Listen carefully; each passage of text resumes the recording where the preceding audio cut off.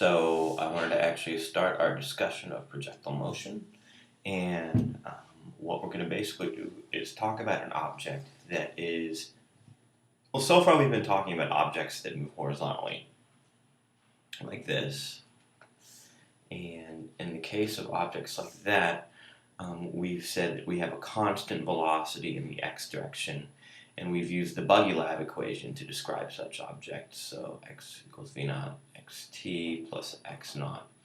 And this little second subscript here, of course, what this means is, this means we're just moving in the x direction. And I know that we did have this equation, x equals 1/2 at squared plus v naught t plus x naught. But I guess what I'm really looking at is this is sort of the original equation that we used. And of course the idea is one of an object that goes in one direction and its speed never changes. And if you recall, the position versus time graph looks like this. And of course we have the velocity versus time graph. And that looks like this. And if you remember, the slope here is v naught x, and of course this is the initial position right here. And the reason I'm being so cavalier about this is something that you're expected to know at this point. And you know, in the buggy lab we also had that the acceleration was 0, so you're sort of expected to be completely familiar with this at this point. So this should not be new information. That's why I'm being so quick with it. Now, the other thing that we studied, of course, is when you throw an object straight up in the air. So this is kind of like our first big equation, of course, is just this guy right here that I'll kind of highlight. Now, the second equation that we dealt with was this equation of when you throw something up into the air, like this, with a velocity v naught, and I'll say that this is, I'll put a little subscript y here. And again, the whole purpose of that little extra y there is to let you know that this is the direction we move in the y direction. So it's not a new variable, it's just an extra little subscript there to say that we're talking about the initial velocity as it relates to the y direction. Okay? And of course we had the equation y equals 1/2, and I'm going to change this a little bit from what you saw before. And actually, let me just move it. So y equals 1/2 gt squared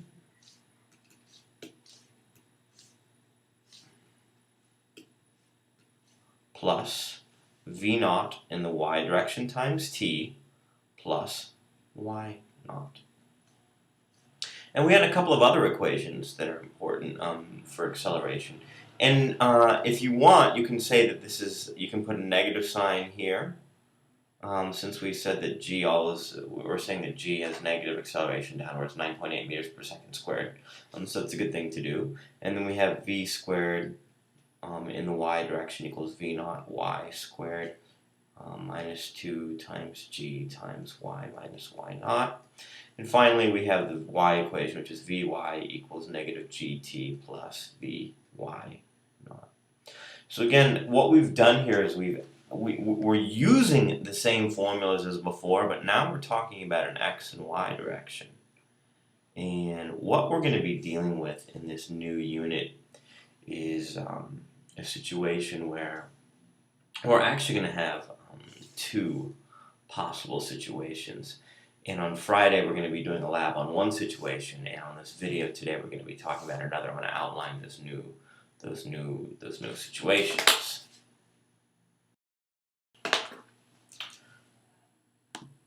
So the situation we'll be studying in lab on Friday is one where we actually have a projectile. So here's the ground, and here's the object.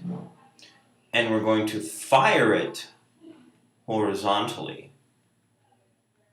And it's going to hit the ground. And we're going to compare that to an object that we simply drop to the ground. So this is going to actually be a lab that you'll do on Friday. I'm going to ask some of you to bring your laptops in, and we're actually going to do some analysis in class using some software. So this is what we're going to do for Friday's lab. We're going to actually do some video analysis of a screenshot of one thing that's fired horizontally and compare it to something that's dropped. And these are both going to be dropped from the same height. So this is going to be dropped from some height h.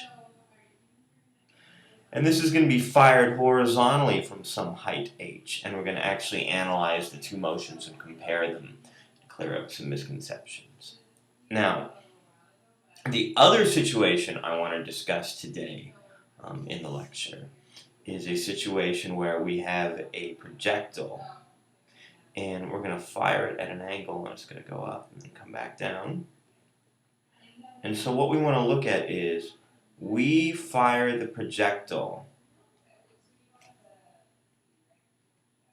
and this is the ground, and we're going to fire this projectile. And actually, you know what? I'm going to use a different color. This is so important. I'm going to fire this projectile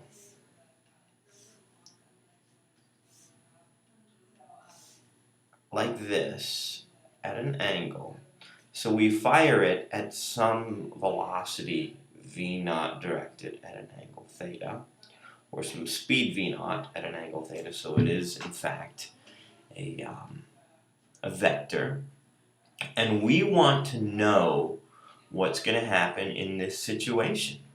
So what's going to happen in this situation is that we are going to fire this projectile, and the first thing we want to talk about is there are two components to the initial velocity. And we have an x component, and normally, I know when you guys have been doing vectors, I've been seeing a lot of this. I've been seeing a lot of people say, oh yeah, well this is x and it's v0 cos theta, and y is v0 sine theta. And we're going to abandon that approach because it messes you up. We're going to be very careful and very strict. I'm talking about v0, and I'm saying I'm looking at the x part of v0. So you write it like this. And then you're allowed to say that's v0 times the cosine of the angle theta. And then for vy, you're allowed to say v0y equals v0 times the sine of theta. And what we're going to be looking at in class is there's actually two parts to this motion.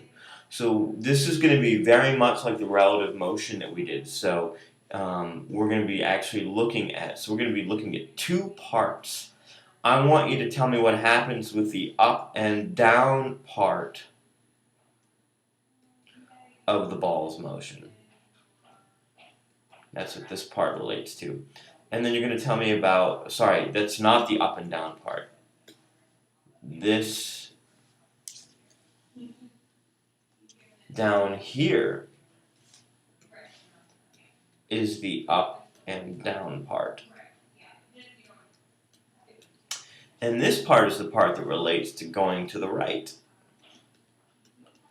And we actually, and this is where it all kind of ties together, what we're going to actually see is we need the Buggy Lab equation to talk about the going right, and we need these constant acceleration equations to talk about going up and down. And what you're going to do in class is I'm going to give you an example problem with real numbers. And what I'm going to do is I'm going to walk you through the calculation step by step in class. So that's how we're going to actually do this. So what you're going to do for me in class is I'm going to tell you, hey, look, I've got an object that I'm going to launch at 6 meters per second, and we'll make the angle 30 degrees, and you're going to tell me all kinds of stuff about it, like how high does it go, what's the hang time, and this horizontal distance here, we have a name for it. It's called the range. And you're going to go ahead and you're going to tell me the range of that object. We're actually going to go through that calculation. So we've got two things really to cover for the rest of the week. The first is I want to do some comparisons and get some equations for Friday's lab.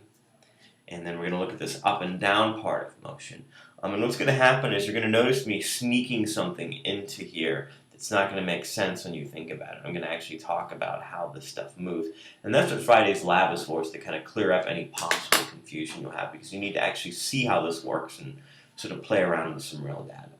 So that's what we're going to be doing, and you will take that up in class, and that's what we'll be doing for the week, for the rest of the week, right? So have fun.